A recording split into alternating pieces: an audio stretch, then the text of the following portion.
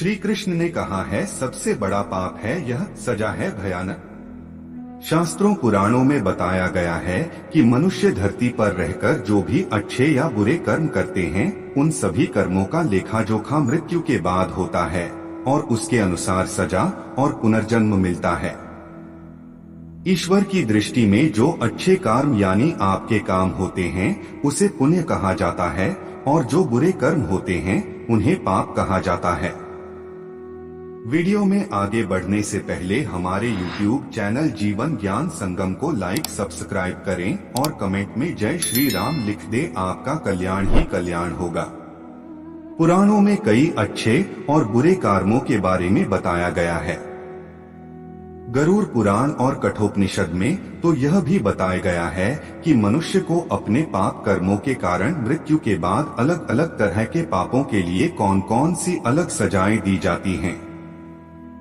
गरुड़ पुराण में उल्लेख मिलता है कि मनुष्य धरती पर जो कुछ भी पाप करता है उन सभी पापों की अलग अलग सजा बारी बारी से मिलती है।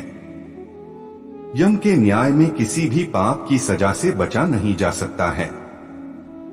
कामी व्यक्ति के लिए ऐसी है सजा। गरुड़ पुराण में बताया गया है कि परस्त्री पुरुष संबंध रखने वाले को लोहे के गर्म सलाखों को आलिंगन करवाया जाता है। जो पुरुष अपने गोत्र की स्त्री से संबंध बनाता है उसे नरक की यातना भोग कर लकड़बग्घा अथवा शाही के रूप में जन्म लेना पड़ता है। कुंवारी अथवा अल्पायु कन्या से संबंध बनाने वाले को नरक की घोर यातना सहने के बाद अजगर योनि में आकर जन्म लेना पड़ता है।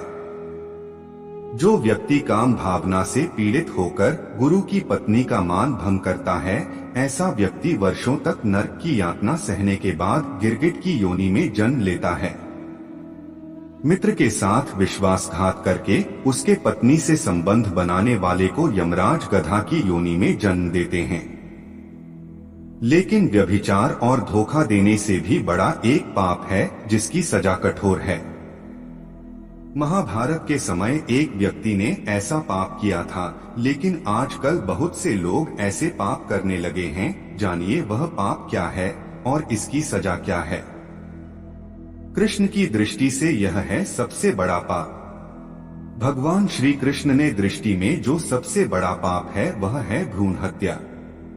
महाभारत युद्ध समाप्त होने के बाद जब द्रोणाचार्य के पुत्र अश्वत्थामा ने उत्तरा के गर्भ में पल रहे बालक परीक्षित पर ब्रह्मास्त्र का प्रयोग करके उसकी हत्या कर दी, तब भगवान श्री कृष्ण सबसे अधिक क्रोधित हुए थे। श्री कृष्ण ने उस समय ही यह घोषणा कर दी थी कि अश्वत्थामा का पाप सबसे बड़ा पाप है, क्योंकि उसने एक अजन्मे बालक की हत्या की थी। श्री कृष्ण ने इस पाप की सजा स्वयं अश्वत्थामा को दी थी। श्री कृष्ण ने अश्वत्थामा के सिर पर लगा चिंतामणि रत्न छीन लिया और शाप दिया कि तुमने जन्म तो देखा है लेकिन मृत्यु को नहीं देख पाओगे, यानी जब तक सृष्टि रहेगी तुम धरती पर जीवित रहोगे और कष्ट प्राप्त करोगे। भ्रूण की हत्या करने वाले के लिए सबसे कठोर सजा निर्धारित है और ऐसे व्यक्ति को कई युगों तक इस सजा का दंड भुगतना पड़ता है। आज के लिए बस इतना ही, मिलते हैं न्यू वीडियो पर। जय हिंद, जय भारत।